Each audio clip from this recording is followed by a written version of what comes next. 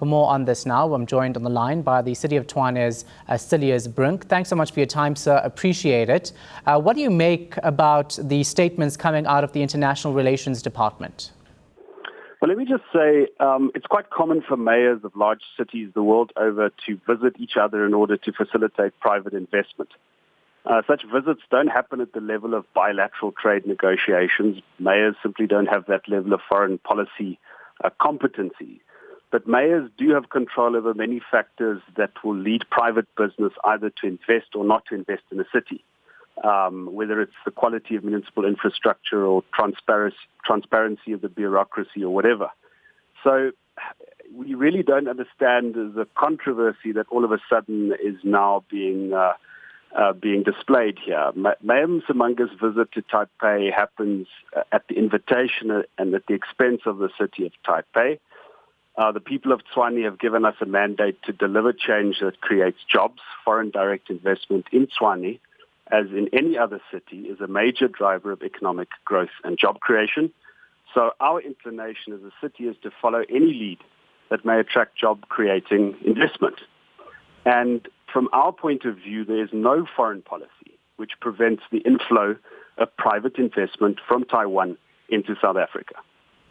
But what about the implications that this could have with our relations with China? Currently, we have trade deals worth 94 billion rand with China. We do know that South Africa was hesitant to allow the Dalai Lama into South Africa because of its deals and trade deals with China. This could throw a spanner in the works, of course, which is why government is concerned. So what about the broader implications of this move then? And you know also that the Democratic Alliance is very critical of the events around the Dalai Lama's visit.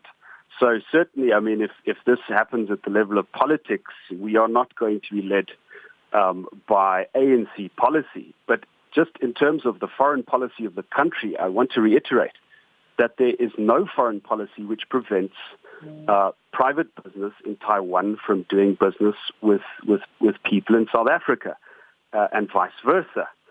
You know, if Dirco now feels so strongly about this issue, why did they not express their reservations in far clearer terms before the visit happened? Surely if the visit indeed constitutes a threat to foreign policy, Dirco would have made a serious attempt to intervene beforehand, which it did not. About 2 months ago, Mayor Msimanga included representatives from Taiwan in meetings with various embassies and consulates. Dirco was also aware of this fact, and they did not sound any alarm.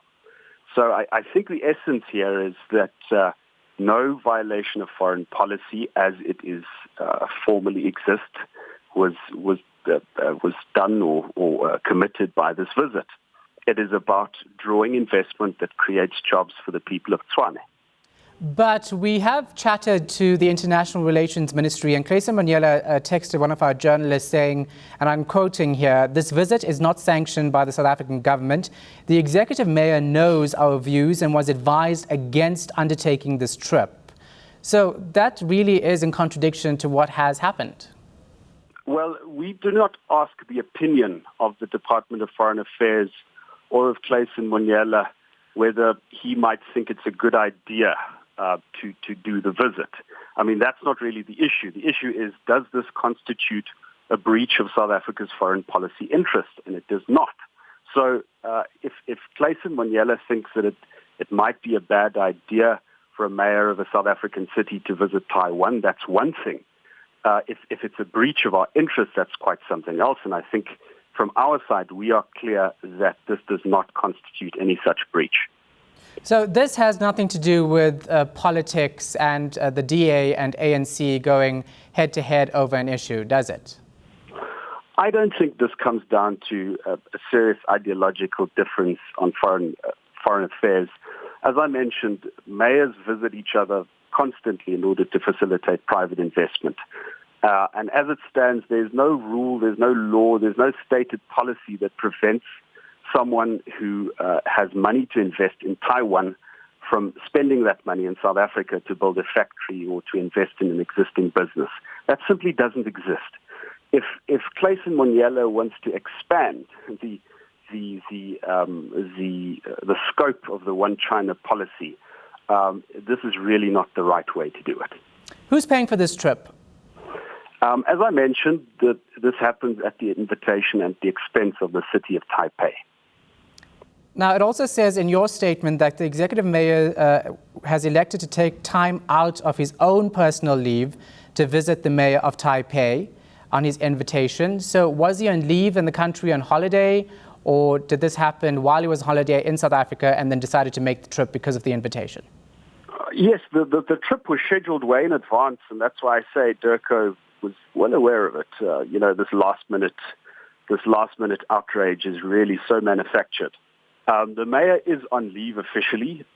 He has elected to use this time in order to visit Taipei, and it was an invitation that he accepted. All right, thank you very much for that. Appreciate it. That was Solly Msimanga from the city of Tshwane.